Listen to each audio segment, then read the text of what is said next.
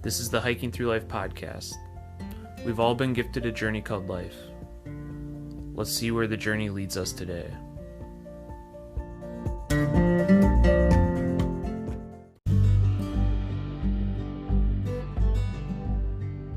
Welcome to the Hiking Through Life podcast, where we talk with people who in some way, shape, or form have been influenced by the outdoors.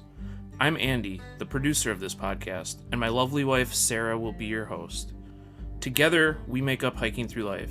This podcast is all about bringing all kinds of people who are inspired by the outdoors and sharing their stories. We hope that by sharing people's stories, it inspires others to get out and live a more meaningful life. Tune in every week for new episodes, or better yet, subscribe to the Hiking Through Life podcast on your favorite podcast provider. If you enjoy this podcast, please share it with others. Also, if you have a story to share or know of anyone who might be interested in being a guest on this podcast, head on over to hikingthroughlife.net/podcast and get in touch with us. Now sit back and enjoy this week's episode. So last summer, we brought some new people out to the Boundary Waters for the first time, and we did that again this summer with some different people. This time, we brought out Andy's nephew, Nolan, and his friend Kayla for their very first time in the Boundary Waters. And we had an amazing time. They did so well. And they'll probably end up going back. I mean, everybody had a really positive experience, and we just love being able to bring people out for their first time. And especially for us, like, just going with new people is an experience in itself. Because this was our fourth time up there, but every experience for Andy and I is different when you go with different people, because people have different reactions and different experiences. And when you go to different lakes and do different portages, it's always different. So I think every trip to the Boundary Waters is unique in its own way. It was really, really fun to bring some of my family up there and just really get their perspective on their first time up there and just seeing another group of first-timers' reactions in this amazing wilderness. So, as Sarah said, Nolan's my nephew, and he reached out to me actually and said, "Hey, I'm planning to do this Boundary Waters trip, and I really want to go up there, but I could use some help. Are you and Sarah open to helping us plan?" And I said, "Hey, we'll go up there with you." And he said, "Yeah, that would be great." So it was a great opportunity for me and Sarah then to pass on some of our knowledge and some of what we've learned up there, as well as just getting some more experience in helping people make their desire to get out and try new things out in the wilderness, make that desire a reality. And I think that's one thing Sarah and I really, really enjoy about what we're doing with Hiking Through Life and kind of our goals with Hiking Through Life is making it less intimidating for people that may not have all of the skills, gear, knowledge, and encouraging them to get out there and to adventure. And one of the things that we want to do is inspire and also help educate and prepare them for that.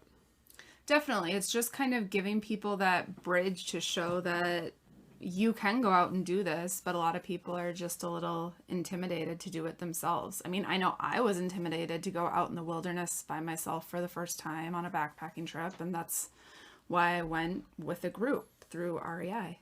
So we love giving those experiences to people. Our route itself was a fairly simple route, but it was still challenging with some of the waves we had and the wind. Yeah, it was a fairly windy trip overall. We started out at Rockwood Lodge, actually. They were great. Nolan and Kayla rented a canoe from them, and we stayed there the night before in their bunkhouse. And it was a great experience. They're great people there. They helped us out with all of the gear we needed. I mean, we didn't really need much, but they have everything that you do need if you do go on a trip and need to rent some equipment. They also help you out with if you need some help with the food and stuff like that. I mean, I know this situation with the COVID and stuff this year was a little bit different, but they have the bunkhouse, like I said, that we took advantage of and stayed the night before. We ended up driving up on a Wednesday afternoon, getting there kind of later after we stopped in Duluth. We got there later at night, which is fine. I mean, they set it up at Rockwood where you can kind of check in whenever at night. So if you get up there super late, they have all the information on a piece of paper ready for you. Super easy. So we started out the next day on Thursday paddling from Poplar Lake, and it's really nice because Rockwood is right on the lake, so you can just launch your canoe right from their beach. And we paddled across Poplar and entered at our entry point of Liz Lake. And this is one that Sarah and I have actually done before. On our very first Boundary Waters trip, we used the Liz Lake entry point. So we did something with Kayla and Nolan where we decided it would be cool to camp on an island site on Meads Lake. So we went to Meads our very first day. We camped at this island site that Sarah and I did our very first year, and it was a really nice site on the western side of this island. Did get a little windy with this wind coming from the west because the campsite itself is a little elevated on the island, at least where the fire grate is. So it's got a beautiful view of the sunset, though.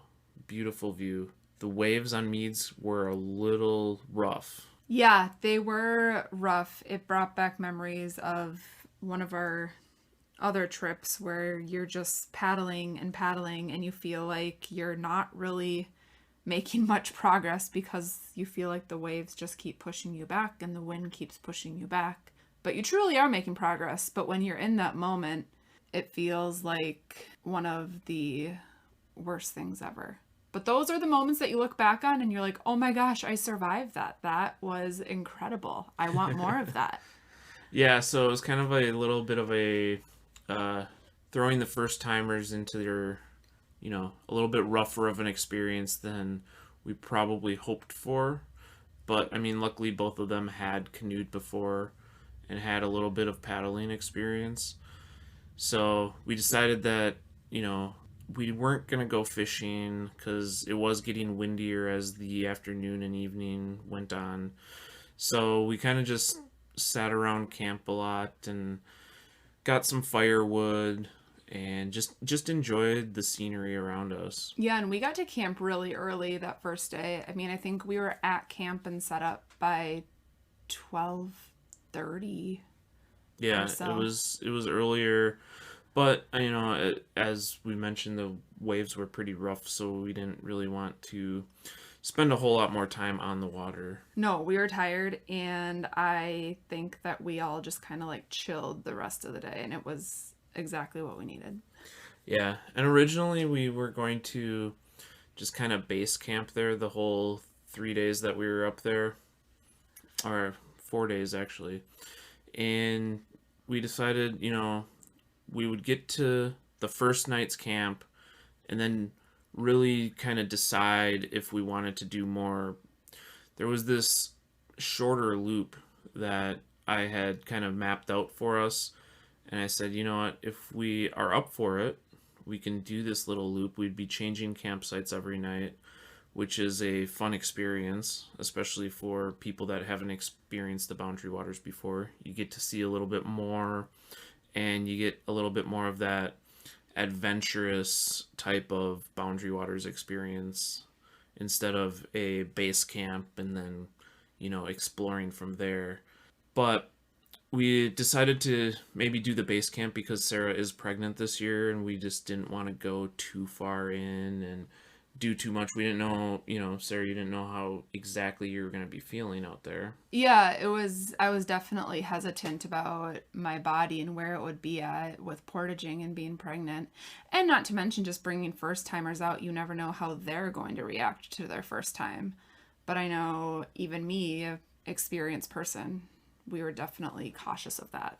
Yeah, And just for safety things too, like we didn't want to get too deep into the boundary waters in case complications did arise. We wanted to be within like a day's paddle out so we could get out and back to the lodge if needed within a day. So we assessed ourselves, that night and said, you know what, we feel like we can do it. Like we feel like we can paddle more, and they were all good with tearing down camp each morning, setting it back up.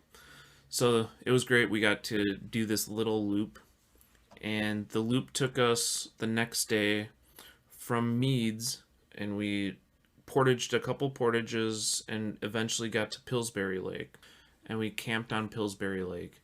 So overall, it was a fairly short day again paddling. We had a couple longer portages, longer for the first timers. Maybe not long for portages overall, but for us, I think the portages were 95 and 110 rods each. So it was a good experience. I think that for first timers, getting kind of that overall picture, doing a couple short portages, doing a couple kind of longer ones, paddling in various conditions, it was definitely the full experience that they got. And this site on Pillsbury was pretty cool. And I think Sarah mentioned something about this in our Fire Talk chats coming up here about why she really liked the site. Pillsbury is more of a narrow, small lake, so the wind on it was kind of negligible. Like it didn't really affect the water itself. There was a little bit of a current with the wind, but not as bad as Meads. So that evening we did do some fishing. We did catch some fish, but we decided to throw them back because they were on the smaller side. If it was the last night, we probably would have kept them and ate them. But we thought, they were biting pretty decent in the evening, so we thought, we'll go for the bigger ones.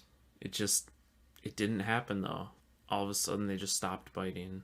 So we didn't have any fish for dinner that night.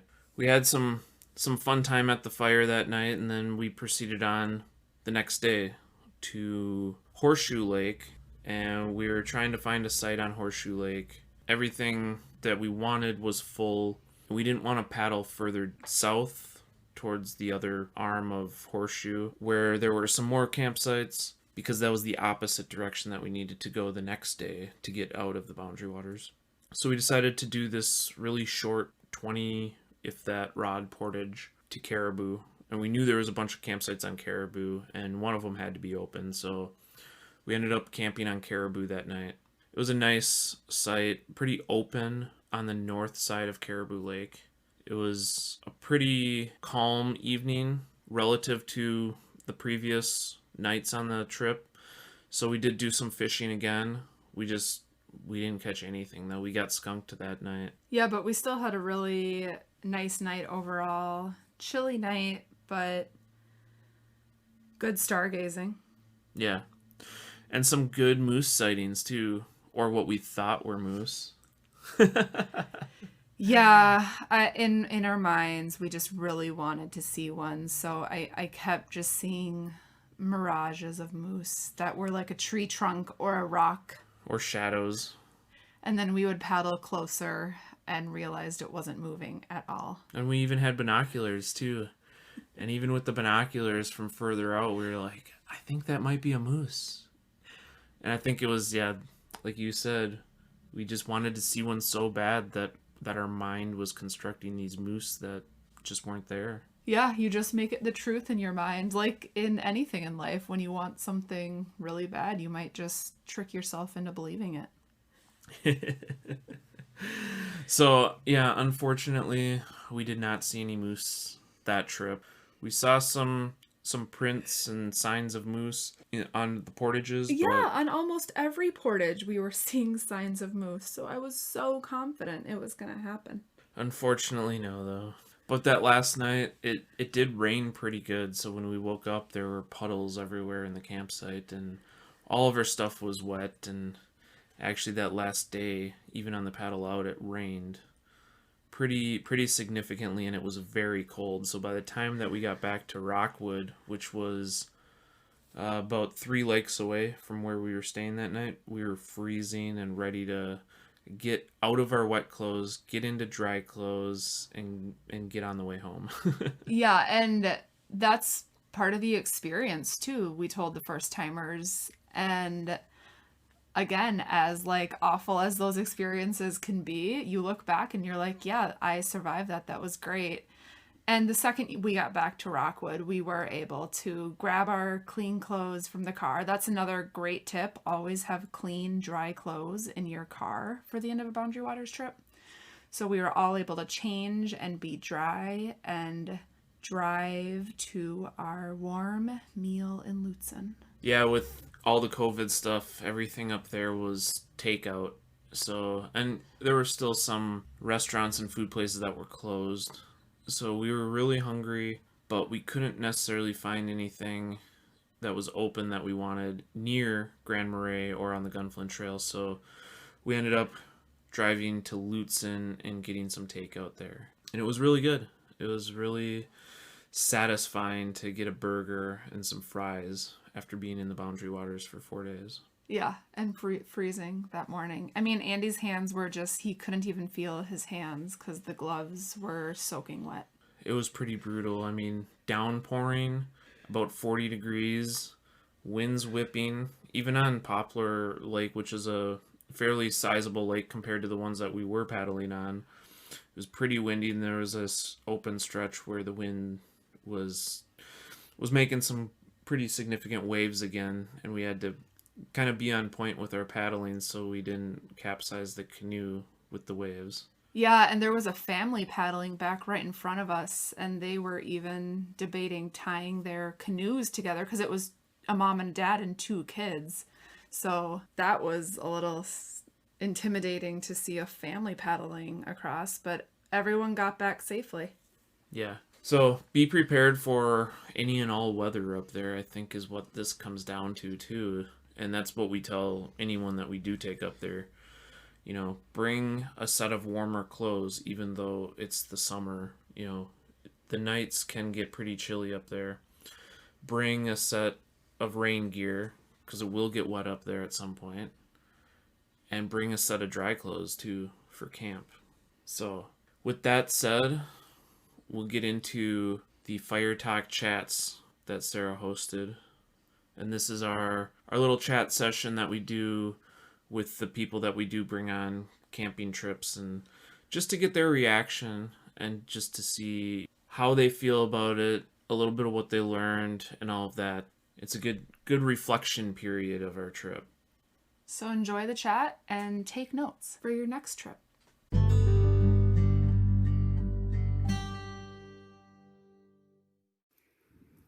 Good evening, and welcome to Fire Talk Chats with Hiking Through Life.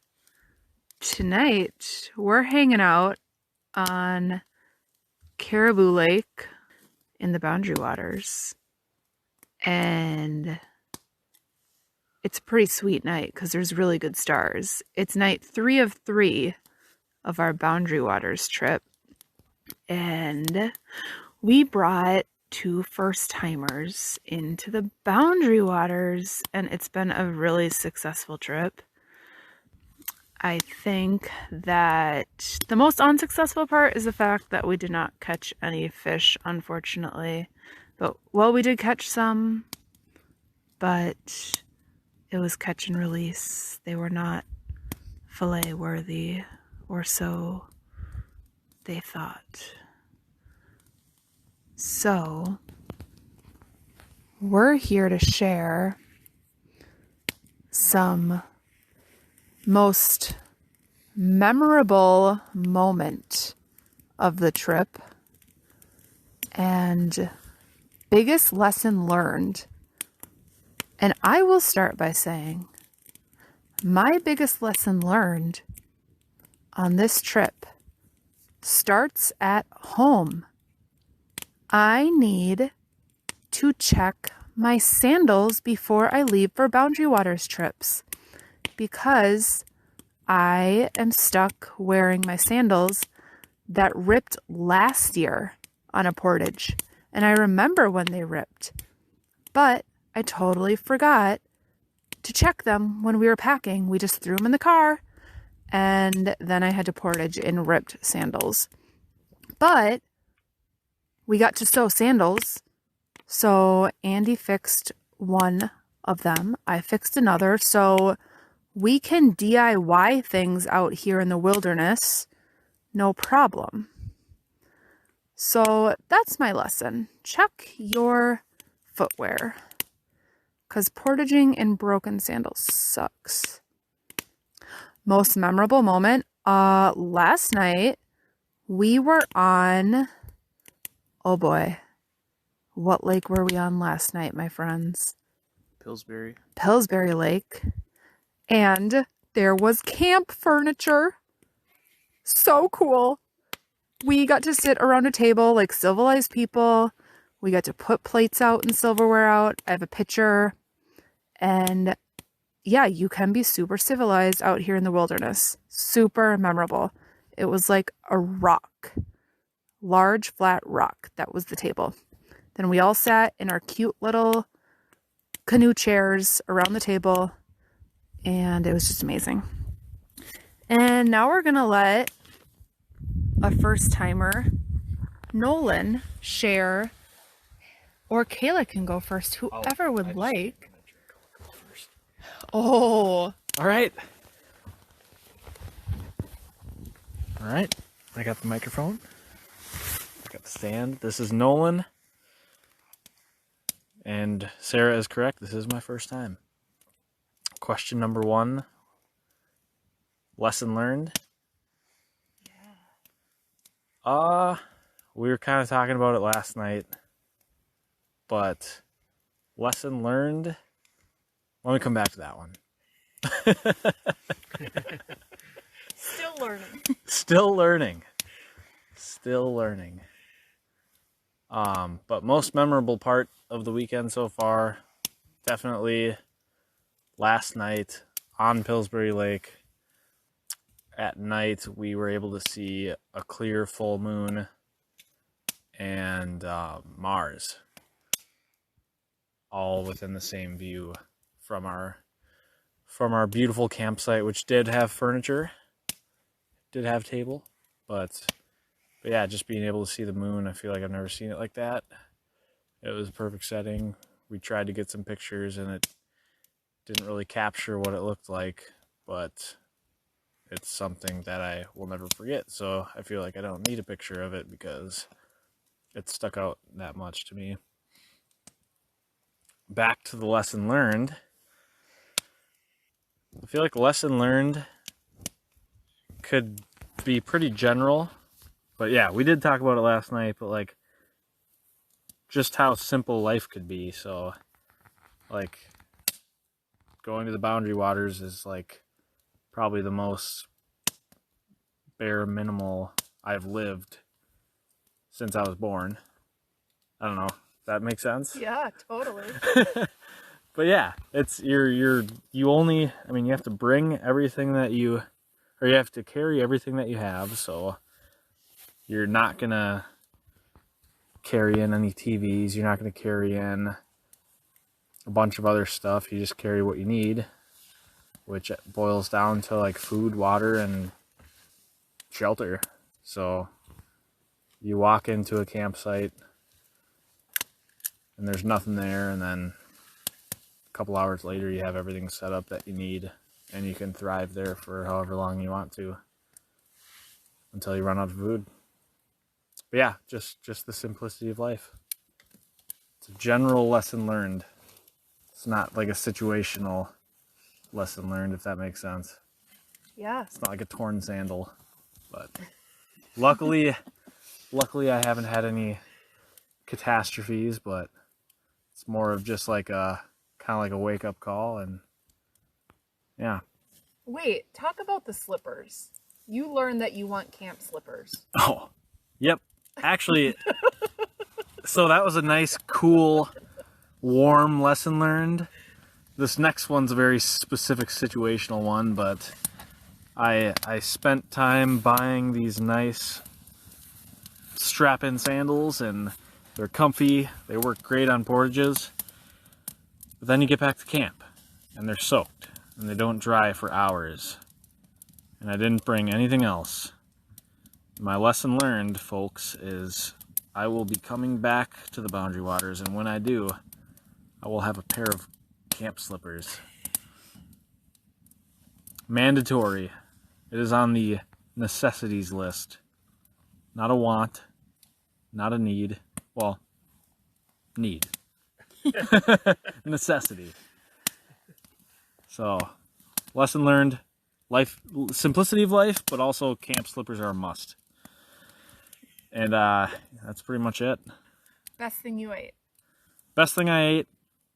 It's hard to choose, but since we have another first timer that has to answer after me, I'll try not to steal her answer by saying multiple things, but I'll have to go with the homemade beef jerky. It really hit the spot whenever you wanted it to, because it was in the snack rations. But it was very tasty. I could name a couple other things that I really enjoyed, but I won't. Maybe after. But yeah, the homemade beef jerky. That was good stuff, yeah. Good stuff, yeah. Well, I'll hand it off. Hand it off. I don't want to steal the show, so here's the second. Second newbie. Okay, so Kayla, second newbie, I guess. I would say lesson learned, going along with the shoe theme. My Chacos finally failed me. I lost my toenail in a portage through the mud, and it wasn't a fun experience. It hurt pretty bad. But yeah, so next time I'll be coming back with closed-toed sandals in hopes that I can keep all my toenails in the future. Most memorable experience, I would say maybe like our first portage, because I guess coming here we only kind of hear what people say, and then actually seeing how it's done and then doing it yourself, and we're like, oh, okay, we made it through the first one, okay, I think we got this now. And then like slowly getting faster and faster and being able to get out of the way as you guys come along, and you not always having to help us get into our boats anymore. Gosh, you guys became pros. So that was pretty cool, being able to finally do it at the end. Favorite meal would have to be the Chipotle bowls and lentils. That was pretty good. There's no meat, but it was still very good. I don't think it actually needed meat. It was good as it was. Yeah, and they were like filling. Mm-hmm. Yeah, it actually was really filling. I don't know, we've had some pretty good meals on this trip. I have to pick that one. Mm-hmm. Good stuff. Oh yes, first portages. Yeah, you guys became pros. There's no doubt. It's your turn, Andy. Ooh, In the book. All right, my turn. So this has been the second time we've brought out people for their first time. So I will start with a variation of the question, not necessarily most memorable, but I think most enjoyable part of the trip for me is to see new people come out and kind of grow in their skills out here, whether it's paddling, portaging, just kind of camping in general, and just getting used to that bare minimum life that Nolan was talking about, and growing an appreciation for it, or at least a reflection upon it. So it's always good to hear the reactions too when we do stuff like these fire talk chats. I would say that lesson learned, that's an interesting one. I feel like you always learn something new out here, or whenever you come up, for me at least, you try and kind of grow in your skills to make you a bit more efficient up here. So The one lesson that I learned, which was kind of at home but also experienced up here, was the J stroke on my paddle.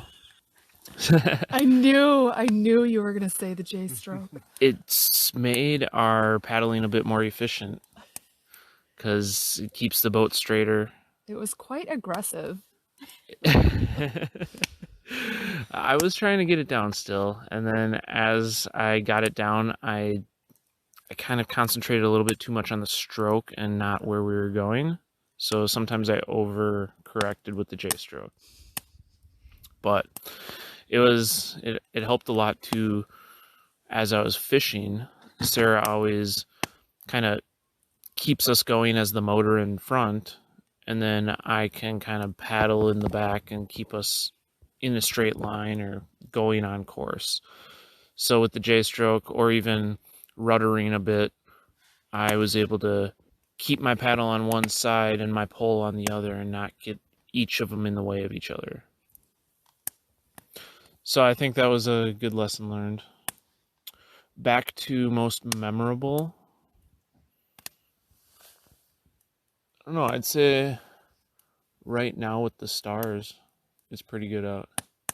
Tonight's the first night on this trip that we've been able to have a clear sky at night and actually experience the stars as they're coming out in full force.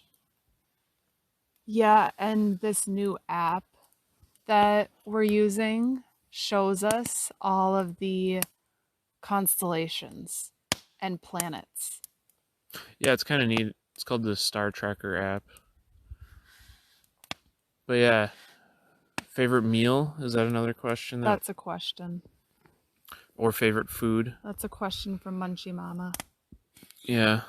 Yeah, we started out with 2 questions and then Munchie Mama added the third of food. Well, I added all the questions. We only prepared for 2 though. The favorite meal, well, we didn't eat fish because we threw them back and then tonight we couldn't catch any. So let's see, Mountain House, the spaghetti and calzones. Ooh. Yeah, that first night, spaghetti and then calzones. The calzones didn't cook quite right, but we still got them to cook up, and I think next time we just need to heat the fire up a little bit more. But that was delicious. Then with those cheesy garlic wraps too. We ate real good that first night. That first day, I should say, because we had those mountain houses for lunch. Yeah, we were feasting really hard.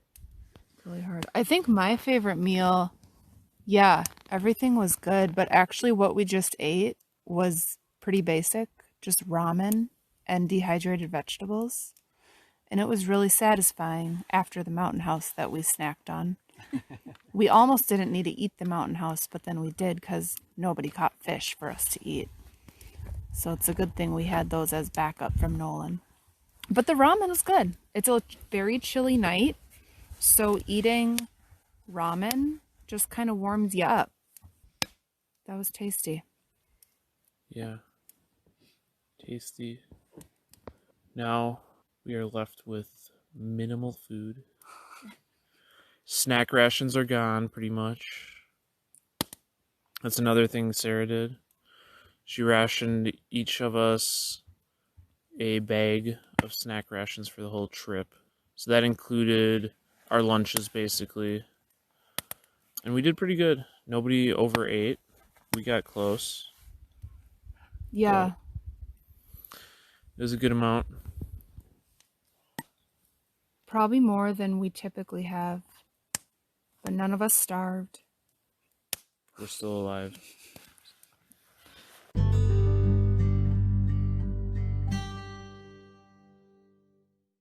So I was discussing how there's always something that you learn when you come to the Boundary Waters. And this was our 4th time up in the Boundary Waters. And like I said, my lesson was to check my shoes. But also reflecting back, I realized how awesome it is to have dry shoes at camp. Typically, I just bring my portaging sandals and that's it. And I just deal with wet shoes or I walk around in socks.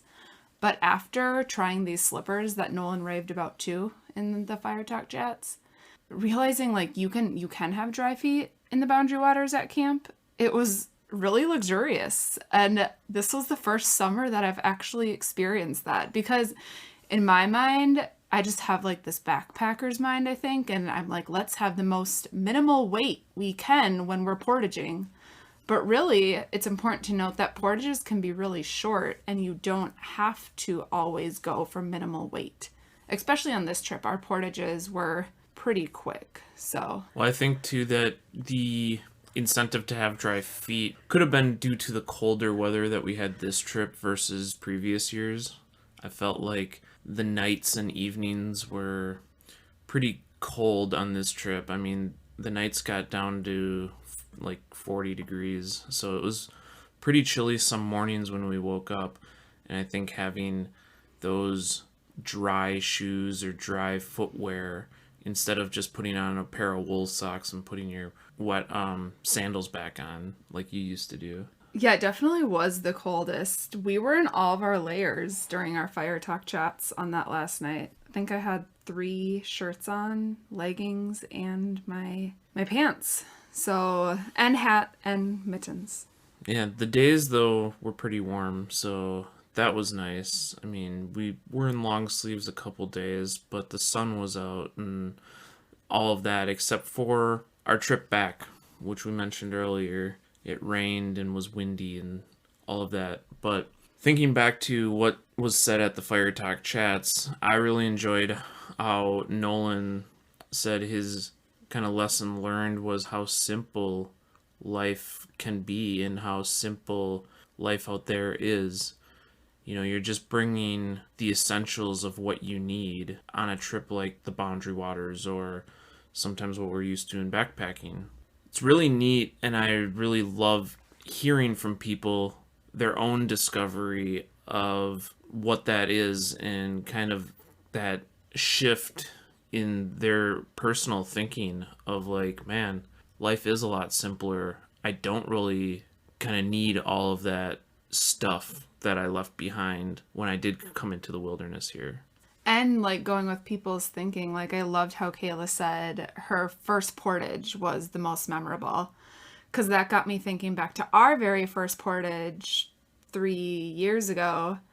And it was kind of a mess because we had nobody kind of coaching us on what to do. We had odds and ends and just so many loose things. But that truly was one of the most memorable portages. I just remember being so frazzled. But the thing about bringing first-timers out is we can kind of coach them and prepare them for their first portage. But she said it's one of those things you hear about, but you really don't know what it's like until you experience it yourself. I love being able to tell people what it could be like and get a little bit of an idea in their minds.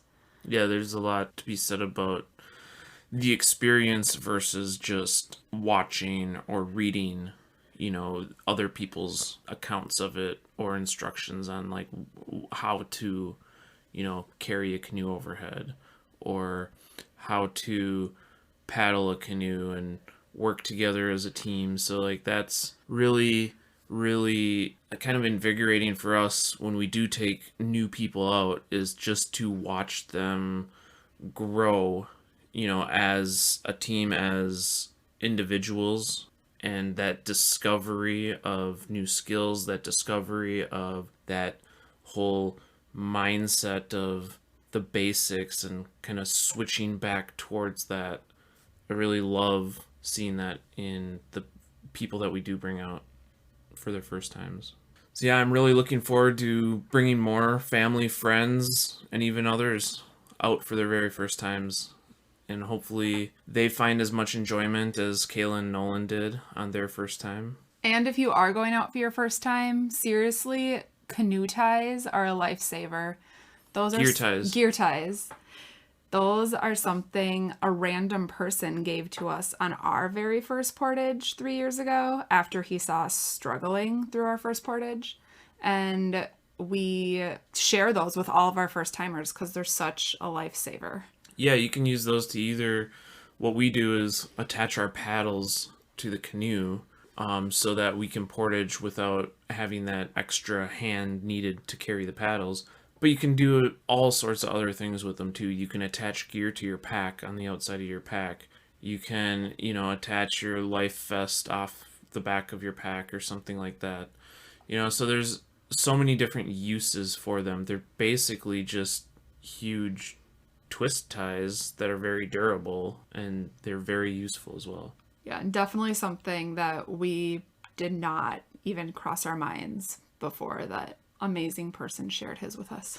So pass on your lessons, and people will be just very thankful for them. Thanks for listening.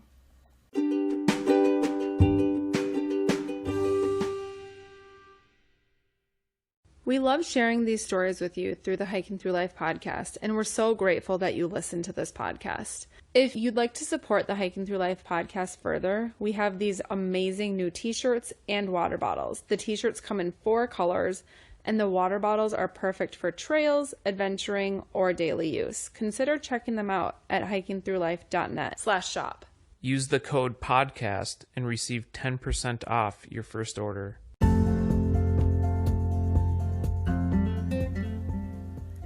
You've been listening to the Hiking Through Life podcast. Peace, love, and hike through life.